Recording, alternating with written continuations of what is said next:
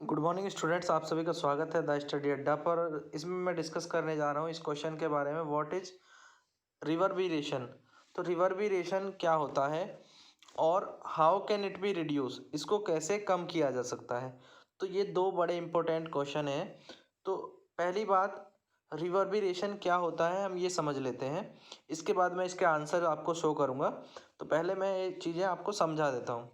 तो देखिए, अगर मान लो ये एक साउंड सिस्टम है, यहाँ पे एक साउंड सिस्टम है जो कि साउंड प्रोड्यूस कर रहा है, ठीक है। और यहाँ पर एक व्यक्ति आप देख रहे हैं, ये यहाँ पर खड़ा हुआ है, एक पर्सन यहाँ पे है।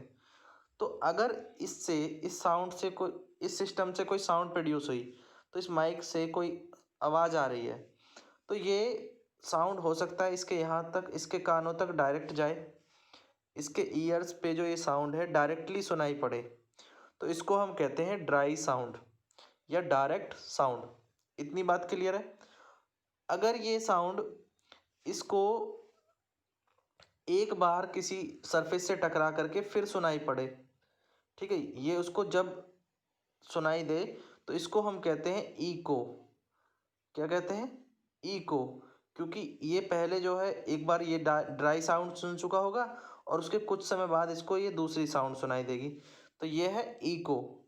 बट अगर ऐसा हो कि ये साउंड कई सारे सरफेस से स्ट्राइक करने के बाद इस तक आए, और ऐसे बहुत सारे साउंड आए, पहले ये ऐसे ट्रैवल करके आई, फिर एक साउंड यहाँ से गई, इस तरह से ट्रैवल करके इसके पास आई, तो इसको बहुत सारे ऐसे गूंज गूंज बोलते हैं ना, रिवर्बरेशन मतलब गूंज या प्रतिध्वनि। तो इसको बहुत सारी सेम आवाज़ सुनाई देंगी, ठीक है। तो जैसे आपने देखा ना, हेलो हेलो माइक में तो बहुत सारी आवाज़ें एक साथ आती हैं। तो किसी अगर बंद कमरे में आप जाओगे, या कई बार जो है आप किसी किले वगैरह में अगर कहीं गए हो, तो आप देखोगे कि उनके जो कॉर्नर हैं वो कुछ ट्रायंगल से बने रहते हैं और वो बंद क्लोज शेप रहती हैं। तो वहाँ पे क्या होता है, इनकी वजह से साउंड का रिफ्लेक्शन जो है वो एक अलग अलग जगह से साउंड टकरा के वो एक जगह इकट्ठी हो रही होती है बीच में। तो इस तरह से जब वो सब जगह से साउंड जो है बीच में इकट्ठी होती है, तो वहाँ पर बीच में अगर कोई व्यक्ति खड़ा होगा तो उसको आवाज़ गूंजेगी, यानी उसको रिवर्बरेशन होगा। वो क्या कर पाएगा, मल्टीपल रिफ्लेक्शंस को फील कर पाएगा। तो वो इसी कंडीशन को हम बोलते हैं reverberation, the multiple reflection of sound. Multiple reflection of sound is called reverberation. अब इसको कम करने के लिए क्या कर सकते हैं, क्योंकि अगर दीवारें वगैरह होती हैं तो ये सॉलिड सरफेस है। ये क्या है? ये सॉलिड सरफेस है, और एक बंद कमरे में आवाज़ गूंजने लगती है सॉलिड सरफेस के कारण।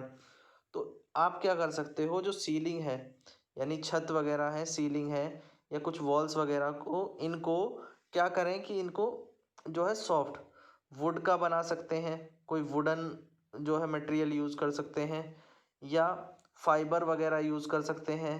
तो फाइबर वगैरह और वुडन वगैरह यूज़ करने से जो है रिवर्बरेशन की जो प्रॉब्लम है या रिवर्बरेशन को कम किया जा सकता है। तो ये जो, क्योंकि जो जब इनसे अगर कोई साउंड वेव स्ट्राइक करती है तो उसको ये ऑब्जर्व कर लेते हैं। तो अगर कोई साउंड वेव जाएगा और यहाँ पे आपकी वुडन सीलिंग होगी, तो ये इसको एब्जॉर्ब कर लेगा, तो इससे रिफ्लेक्शन नहीं आएगा, तो रिफ्लेक्शन को कम कर देगा। इस कारण क्या होगा कि रिवर्बरेशन यानी प्रतिध्वनि यानी गूंज जो है वो कम हो जाएगी। ठीक है, ये बात क्लियर हो रही है। तो आंसर आपको कैसे लिखना है वो देख लीजिए कि what is reverberation. It is a continuous multiple reflection of sound. Continuous multiple reflection of sound in a closed space. एक इनक्लोज्ड स्पेस के अंदर अगर बार बार साउंड का रिफ्लेक्शन हो रहा है तो वो है reverberation. It can be reduce by covering the walls and ceiling of enclose space with the help of sound absorbing material. तो आपको क्या यूज़ करना है, साउंड एब्जॉर्बिंग मटेरियल यूज़ करना है। तो साउंड एब्जॉर्बिंग मटेरियल कौन सा होता है, जैसे कि कुछ वुडन या वूलन की चीज़ें, और या फिर फाइब्रस बोर्ड वगैरह।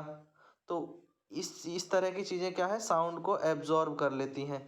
जब ये साउंड को एब्जॉर्ब कर पाएंगी तो आपका जो रिफ्लेक्शन है, मल्टीपल रिफ्लेक्शंस हैं, वो कम हो जाएंगे और इससे रिवर्बरेशन रिड्यूस हो जाएगा। क्लियर है?